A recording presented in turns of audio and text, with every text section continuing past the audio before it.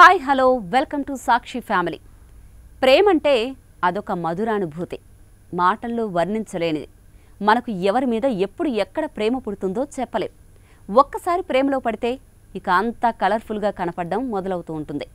అయితే ప్రేమ ప్రయాణంలో నమ్మకం, పరస్పర గౌరవం అనేది రెండు చక్రాలు లాంటివి. ఈ రెండు ఉన్నప్పుడే ప్రేమ అనే బండి సాఫీగా ముందుకు సాగుతుంది. అయితే కొన్నిసార్లు ప్రేమ మత్తులో పడిపోయి మన భాగస్వామి మనకు సరైనవారా కాదా అనే విషయాన్ని గ్రహించలేం. వారిపై ఉన్న ఇష్టంతో చిన్న చిన్న తప్పుల్ని చూసి చూడనట్టు వదిలేస్తూ ఉంటాం. సంబంధం నిలబడాలని తాపత్రయంతో మనకు మనమే సర్దుకుపోతాం. కానీ మీ మంచితనాన్ని, మీ ప్రేమను అవతలివారు బలహీనతగా భావిస్తే, మీ భావాలను లైట్ తీసుకుంటే అలాంటి బంధంలో కొనసాగడం మిమ్మల్ని మీరు నాశనం చేసుకోవడమే. అందుకే రిలేషన్లోకి అడుగుపెట్టిన తొలి నాళ్లలోనే కొన్ని కీలక విషయాలను గమనించాలి. మీ భాగస్వామిలో కొన్ని లక్షణాలు కనిపిస్తే ఒక్క క్షణం ఆగి ఆలోచించాలి. అటువంటి బంధాన్ని తెంచుకుని ముందుకు సాగడమే మీ భవిష్యత్తుకు శ్రీరామరక్ష.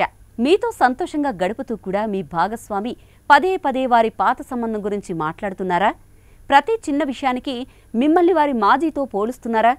అయితే జాగ్రత్త, దీని అర్థం వారు ఇంకా గతం నుంచి బయటపడలేదని.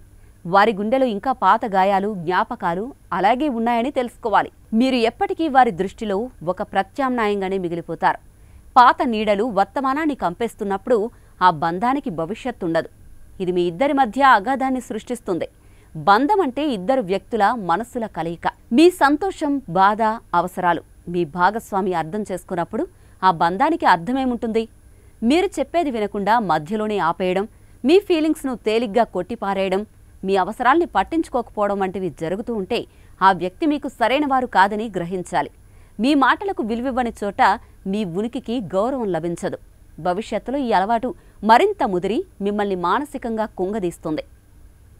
ఏ బంధానికైనా కమ్యూనికేషన్ ఆక్సిజన్ లాంటిది.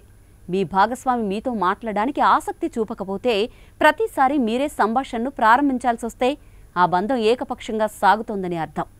ప్రేమలో చొరవ ఇద్దరి వైపు నుంచి ఉండాలి.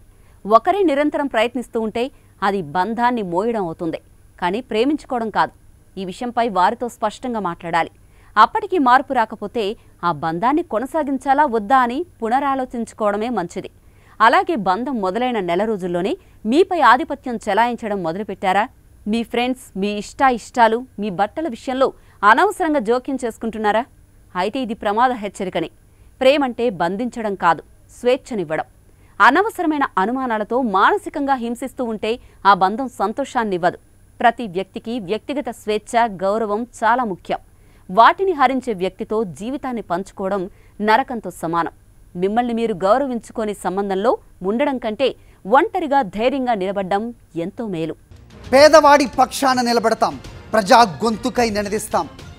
వాయిస్ ఆఫ్ వాయిస్లెస్, తెలుగువారి మనస్సాక్షి, సాక్షి టీవీ. సాక్షి టీవీ ప్రసారాల కోసం మీ స్థానిక కేబుల్ ఆపరేటర్ను వెంటనే సంప్రదించండి.